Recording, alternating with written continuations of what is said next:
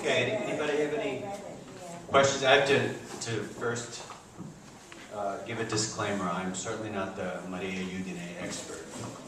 She's relatively new to my knowledge, but beautiful, no? Beautiful story, beautiful film. Anybody want to say something? Have any questions or anything?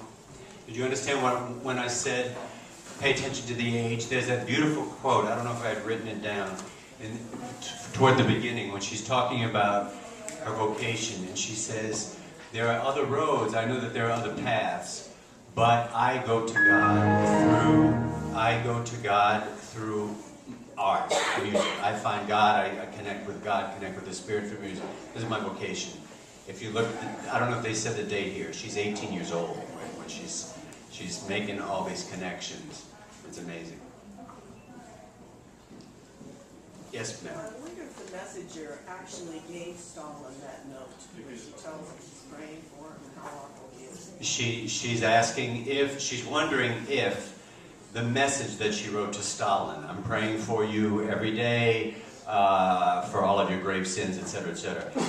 This woman is wondering if Stalin ever received that note. Huh, that's a good question. Oh, yes. Yes. Apparently, Joe? Yeah, no, I read something that Stalin was given the note and his assistants had already written up the police order to arrest her because it was clear that this was a treasonous statement. And instead he looked at the note and he just folded it up and put it aside and never gave the order, and she never heard another word about it. When you read, just so you know also, she's not a little churchy figure in Russia. Sony Records a few years ago had a series out. They put out a series, Greatest Pianists of the 20th Century. She's one of them. So there are recordings. You can go on YouTube. You can go on Amazon.com. And she's got a lot of recordings. There's a lot of body of work out there that she's done. She also, one of the things that they say protected her, I don't know if this is true or a reduction of the actual story, but she was well known and had in musical circles outside of Russia.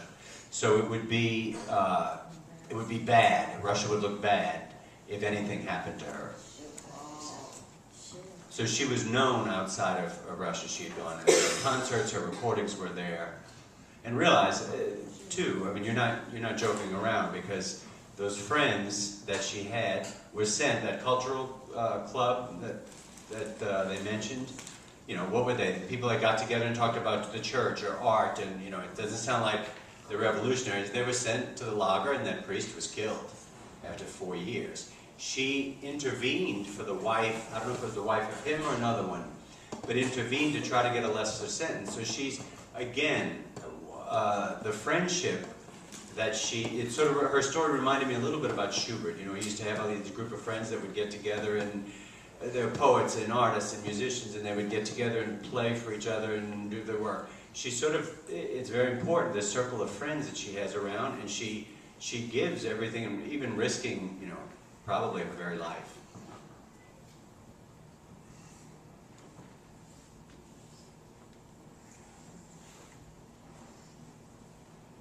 Any other questions, comments?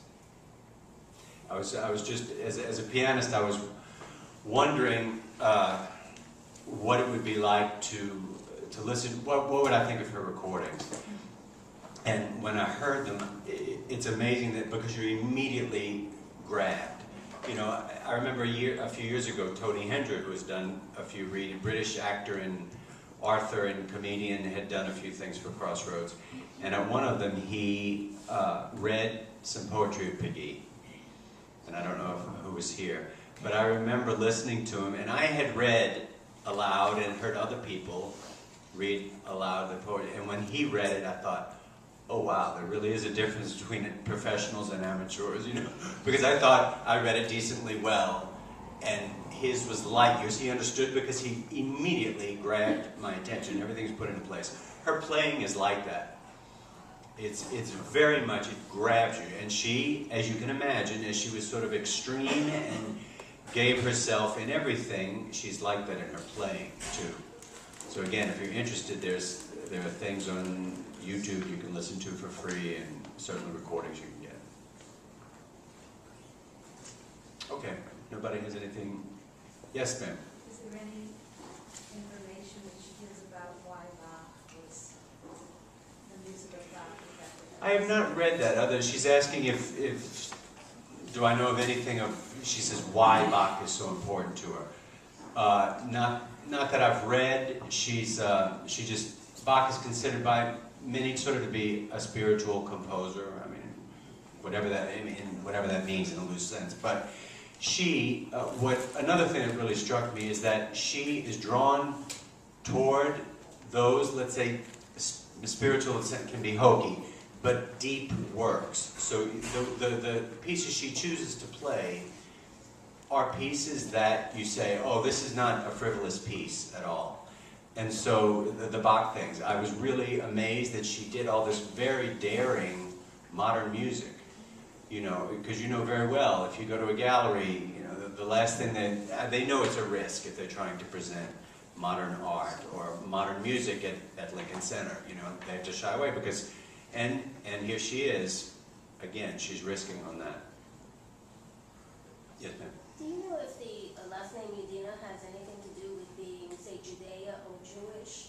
That even though she did convert, her family was originally Jewish. You mean if the name Yudina means Yes. Jewish? If it had any.